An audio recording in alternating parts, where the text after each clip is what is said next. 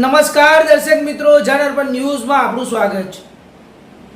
મિત્રો આવો સાંભળીએ આજના મુખ્ય સમાચારોની વાત કરીએ તો કાલે કોંગ્રેસ દ્વારા જન આક્રોશ રેલીનું આયોજન કરવામાં આવ્યું હતું। આ રેલી સર સયાજીરાવ નગરગૃહ ખાતેથી અકોટાથી નીકળીને કલેક્ટર કચેરી પહોંચી હતી।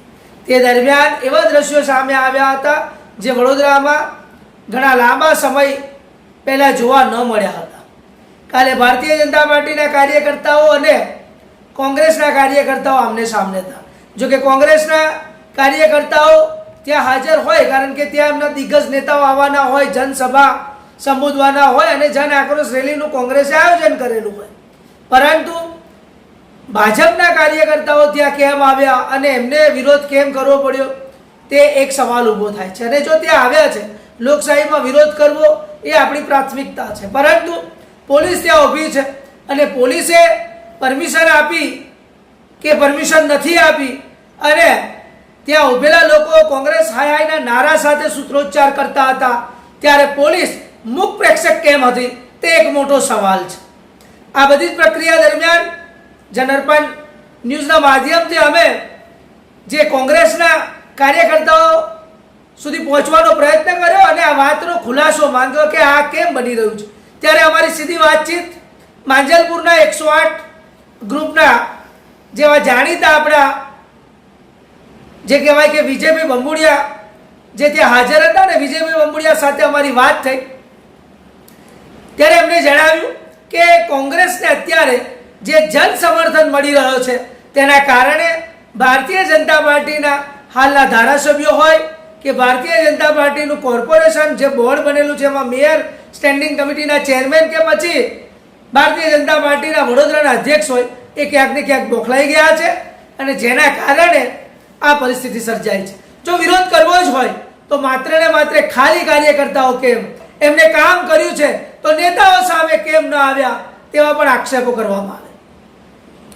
વિજય બંબુડિયા સાથે વાત કરતા તેમને આકરા પ્રહારો તો કર્યા હતા, પરંતુ તેમને જનતાને વાચા આપવા માટે અને જનતાના અવાજ ઉઠાવતા એવું પણ જણાવ્યું હતું કે જ્યારે વડોદરાની જનતા પૂરગ્રસ્ત હતી અને તેમનો ખાસ વિસ્તાર માંજલપુરની વાત કરવામાં આવે તો માંજલપુર જ્યારે પાણીમાં એમ કહેવાય કે એક માળ સુધી પાણી હતા, એમાં વનવિલા સોસાયટી હોય, પ્રમુખ પ્રસાદ હોય કે પછી સનસિટી સર્કલથી આગળની તમામ સોસાયટીઓ જ્યારે પાણીથી ગરકાવ હતી, ત્યારે ત્યાં 108ની ટીમ એટલે કે વિજય બંબડિયા અને તેમના ટીમ દ્વારા સેવા અને જે જનસેવાની વાત કરી, પાણી હોય, નાસ્તો હોય, જેનાથી જે બને અને જ્યાં સુધી પહોંચાય ત્યાં સુધી પહોંચતા હતા અને દરેક લોકો જેટલું બને એટલું સેવાનું ભગીરથ કાર્ય એમને કર્યું હતું।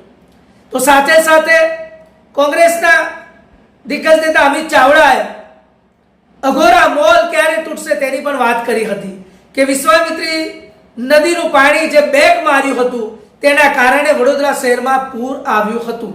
તો આ પૂર આવ્યું હતું જ્યારે વડોદરા શહેરની જનતા રાહ જુએ છે કે આ પૂરની જે પરિસ્થિતિ સર્જાઈ છે અને તેના માટે જે દબાણો છે એ દબાણો તોડવાના બદલે હાલમાં બીજી બધી વાતો કેમ થઈ રહી છે।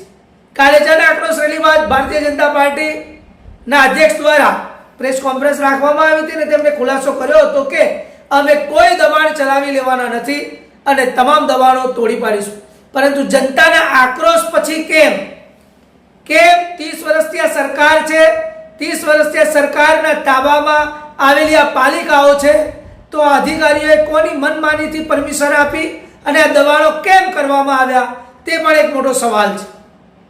તો આ સમગ્ર મામલે પ્રકાશ પાડ્યો હતો વિજય બંબોડિયાએ, અમિતભાઈ ચાવડાએ અને કોંગ્રેસના તમામ દિગ્ગજ નેતાઓએ, જેમાં ઋતિક જોશી હોય, ભક્તુભાઈ હોય કે પછી શક્તિસિંહ ગોહિલ હોય। આવો સાંભળીએ વિજયભાઈ બંબોડિયાએ શું કહ્યું અને કેવા આકરા પ્રહારો।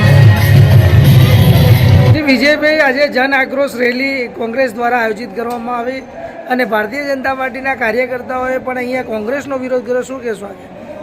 હું એ જ કહી શકીશ કે જો અત્યારે કદાચ આ કોઈ બીજેપી વાળાનો પ્રોગ્રામ હોત અને અમેનો વિરોધ કરવા જો કદાચ બહાર ઊભા હોત ને તો અત્યાર સુધી તો અમને ટીંગાટોળી કરીને અમને એરેસ્ટ કરી લીધા હોત અને અમને ક્યારના જેલ ભેગા કરી દીધા હોત, પણ હમણાં શાસક પક્ષ તરીકે એ લોકો પોતે છે, એમના પોતાની પાસે સત્તા છે, એ સત્તાનો દુરુપયોગ એ લોકો કરી રહ્યા છે.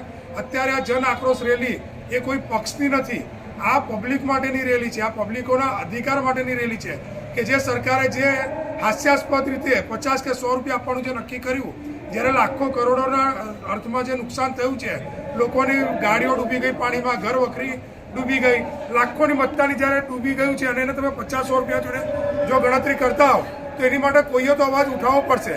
તો આજે કોંગ્રેસે આજે જે અવાજ ઉઠાવ્યો છે એ કોંગ્રેસના અવાજને દબાઈ દેવા માટે ભાજપ દ્વારા આ નીચ પ્રયાસ કરવામાં આવ્યો છે. આ ખરેખર એ લોકોએ તો આ વસ્તુને સમર્થન આપવું જોઈએ, પબ્લિકને સમર્થન આપવું જોઈએ, પબ્લિકના હિત માટે લડવું જોઈએ. જો એમની પાસે અત્યારે સત્તા છે તો એ સત્તાનો ઉપયોગ કરીને પબ્લિકને યોગ્ય વળતર અપાવવું જોઈએ કે જે આજે કોંગ્રેસ કરી રહી છે. ખરેખર કોંગ્રેસ અત્યારે દરેક ગરીબ વર્ગ કે સામાન્ય વર્ગના લોકો માટે ખભેથી ખભો મિલાઈને લડી રહી છે. એ પોતાના માટે નહીં પણ ગરીબ વર્ગ માટે આજે 24 કલાક ખડે પગે ઉભા રહીને એમના ન્યાય માટે લડત આપતી રહેશે અને એમને ચોક્કસપણે ન્યાય અપાવશે.